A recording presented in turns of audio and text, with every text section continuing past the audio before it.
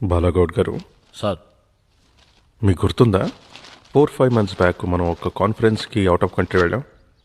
ఆ రోజు రాత్రి లైట్గా ఫీవర్ వచ్చింది. పక్కనే ఒక హాస్పిటల్ ఉంది, వాకబుల్ డిస్టెన్స్ అన్నారు. నడుచుకుంటూ హాస్పిటల్కి వెళ్ళిపోయారు. కొంచెం చాలు సార్.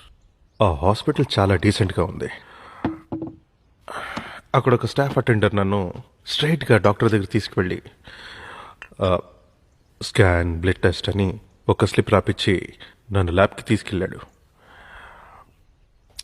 విద్యా గారు, ఆ టెస్ట్లన్నీ ఫినిష్ అయిన తర్వాత పక్కనున్న ఫార్మసీ నుంచి ఆ మెడిసిన్స్ అన్ని తెచ్చిచ్చి ఏ మెడిసిన్ ఏ టైంకి తీసుకోవాలనేది క్లియర్గా ఎక్స్ప్లెయిన్ చేశాడు.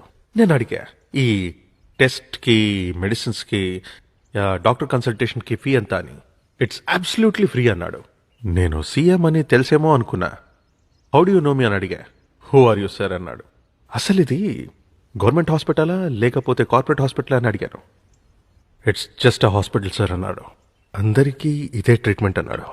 సిక్కేసింది సార్ నాకు. 4 రోజులు నిద్రపట్టలేదు. ఆ కంట్రీ మనకన్నా రిచ్ అని మీరు అనుకుంటున్నారేమో. హెల్త్ మినిస్టర్ గారు, దాని జీడిపి మన కంట్రీ జీడిపి కన్నా చాలా తక్కువ.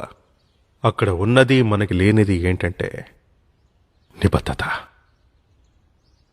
ఆ క్షణంలో నేను ఒక రెవల్యూషనరీ డిసిషన్ తీసుకున్నాను.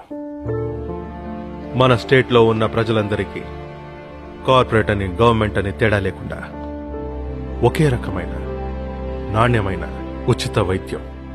ఇది నా సంకల్పం. ఈ కార్పొరేట్ హాస్పిటల్స్ అన్నిటినీ అండర్టేక్ చేద్దాం. ఏమంటారు హోమ్ మినిస్టర్ గారు? సార్ సడన్ గా డిసిషన్ నాకు అర్థమైంది. ఆ గవర్నమెంట్ మీద విపరీతమైన ఆర్థిక భారం పడుతుందంటారు. అంతే కదా, ఓ పని చేద్దాం. మనం ఇచ్చే సంక్షేమ పథకాలన్నీ ఉన్నాయి కదా సిఎస్ గారు, అవన్నీ ఎత్తేద్దాం. కుటుంబరావు గారు, ప్రజలకి ఉచిత విద్య, ఉచిత వైద్యం, ఈ రెండిస్తే చాలండి. వాళ్ళ బ్రతుకులు బాగుపడతాయి. ఈ సంక్షేమ పథకాలన్నీ ఎత్తేసినందుకు రాబోయే ఎలక్షన్స్లో మనకు ఓటేరంటారా? ఓడిపోతామా? పోతే పోనివ్వండి, జనం బాగుంటారు కదా. అది చాలు.